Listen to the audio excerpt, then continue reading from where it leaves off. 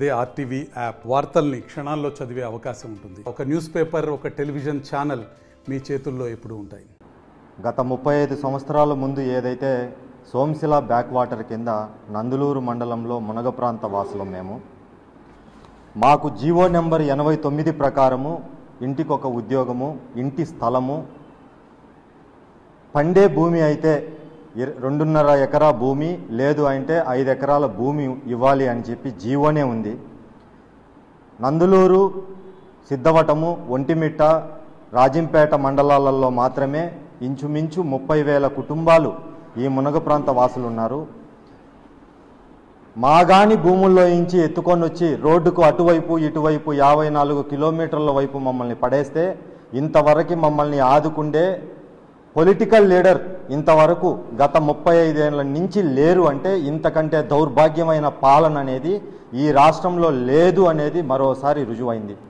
దీనికి ఆధారాలు ఏంటంటే, మాకు 1999లో మునగ ప్రాంతం కింద 5 కుటుంబాలకి భూమి ఇచ్చారు పుల్లంపేట మండలంలో. ఇది మాకిచ్చిన అవార్డు ఫాము, 5 కుటుంబాలకు సంబంధించిన అవార్డు ఫాములు ఉన్నాయి. మాకు 2019 నుంచి మా వాళ్ళు తిరిగి అలిసిపోయి జగన్మోహన్ రెడ్డి గారు వచ్చిన తర్వాత మీ సేవ స్పందన కార్యక్రమాలు పెడితే 2019కి స్పందన ఇచ్చాను, 2022కి స్పందన ఇచ్చాను, 3 సార్లు కలెక్టర్కి రిజిస్టర్ పోస్ట్ చేశాను, 2 సార్లు కలెక్టర్ని కలిశాను, ఎంఆర్ఓ గారిని కలిశాను, లాస్ట్కి రిట్ పిటిషన్ కూడా వేశాం. రిట్ పిటిషన్ కూడా వేస్తే గత సంవత్సరంలో 5 ఏదైతే మాకిచ్చిన భూమిని మేము ఎమ్మెల్యేని కలిసాము, లాస్ట్ పార్లమెంట్ సమయానికి ఎంపీ గారిని కూడా నేను టికెట్ ఖర్చు పెట్టుకొని ఎంపీ గారిని కూడా వాళ్ళ ఇంట్లో కలవడం జరిగింది.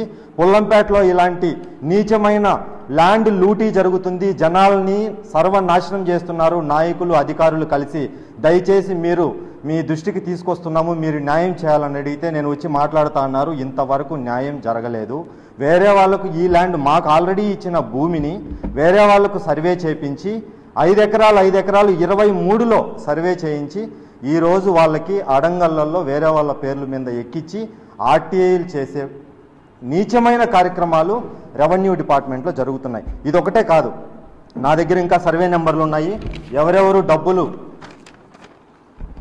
ఎంఆర్ఓలకు వేశారో ఆ లిస్టు కూడా ఉంది. ప్లస్ ఏ సర్వే నెంబర్లు ఏ ప్రాంతంలో చేశారు అనేది మీరు ఇంకా విచారణ చేయాలంటే ఇప్పుడు పడుతున్న కొత్త హైవే మీద అటువైపు ఇటువైపు ఇంతకుముందు గతంలో ఎవరు భూములు రికార్డులో ఉన్నాయి, ఇప్పుడు ఎవరు రికార్డులో ఉన్నాయి, ఆన్లైన్లో వద్దు, రికార్డులలో గతంలో ఏమున్నాయి, ఇప్పుడు ఏమున్నాయి. నీచమైన పనులు ఏంటంటే అటెండర్ దగ్గర నుంచి రాజకీయ నాయకుల వరకు ఎంఆర్ఓ ఆఫీసులలో చేతివాటం చూపించి ప్రజల్ని యువతని రైతుల్ని ఈ ఆకాశం పైకి తలెత్తుకొని గుండెలు బాదుకొని ఈ దేశంలో ఎందుకు పుట్టినాంరా నాయన అనుకునే పరిస్థితికి రాజకీయ నాయకులు మరియు ఈ అధికారులు, రెవెన్యూ అధికారులు తీసుకొని వస్తున్నారని నేను తెలియజేస్తున్నాను. మరిన్ని వీడియోస్ కోసం ఛానల్ ని సబ్స్క్రైబ్ చేయండి, లేటెస్ట్ అప్డేట్స్ కోసం వాట్సాప్ ఛానల్ ని ఫాలో చేయండి, అండ్ లింక్ డిస్క్రిప్షన్ లో ఉంది.